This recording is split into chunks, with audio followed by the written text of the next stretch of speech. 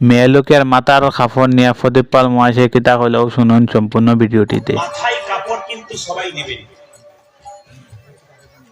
জায়গায় জায়গায় মাথায় কাপড় নেবেন। বাড়িতে যখন কাজ করবেন মাথার কাপড়টা খুলে গেলেও যেতে পারে, কিন্তু বাইরে যখন যাবেন, হরিবাসরে যখন যাবেন, তখন মায়েদের এই মাথার কাপড়টা হচ্ছে লজ্জা, এটার নাম হচ্ছে সভ্যতা। সবাই তাকাবেন, এটার নাম সভ্যতা, এটা মাথায় নিতে হয়। এই মাথার কাপড়ের ইতিহাসটা একটু জেনে নিন। আগে সুন্দরী মেয়ে দেখলেই রাজা জমিদাররা তাকে তুলে নিয়ে বাগান বাড়িতে নিয়ে যেত। আগেকার যুগে যে মেয়েদের বিয়ে হতো না তারাও কিন্তু মাথায় কাপড় নিত। কেন বলুন তো? ভয়ে, রাজা জমিদারদের ভয়ে মাথার কাপড় এরকম যেন মুখটা দেখতে না পায়। সুন্দরী মেয়ে দেখলে, সুন্দরী রমণী দেখলে রাজা জমিদাররা একবারে তুলে নিয়ে যেত বাগান বাড়িতে।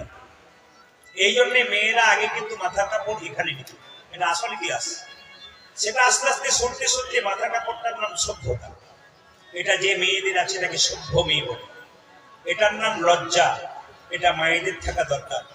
আপনার ছেলে রাস্তায় খেলা করছে, লোককে গালাগাল দিচ্ছে, আপনার মাথায় কাপড় নাই, লোকে বলবে তোর মায়েরই লজ্জা নাই তো তোর লজ্জা থাকবে না। তাই বারবার বলবো, মাথার কাপড়ের কথা যখন এলো, এইদিকে মাথার কাপড়ের কথা যখন এলো, আমার মায়ের মা বেঁচে ছিল 95 বছর বয়স, মাথার কাপড়টা এখানে ছিল। আমার মা বেঁচে ছিলেন 80 বছর বয়স, মাথার কাপড় এখানে ছিল। আমার কাকিমা বেঁচে আছেন 65 বছর বয়স, মাথার কাপড় সরতে সরতে খোপা পর্যন্ত, মানে বাম্পার পর্যন্ত। এখন যারা বাড়িতে এসছে বাম্পার টাম্পার নেই, সব হাইওয়ে রোড হয়ে গেছে। আবার দেখবে আগে ভাসুর দেখলে মেয়েরা পর্দা নিত না, ভাসুর দেখলে পর্দা নিত না, একটু হ্যাঁ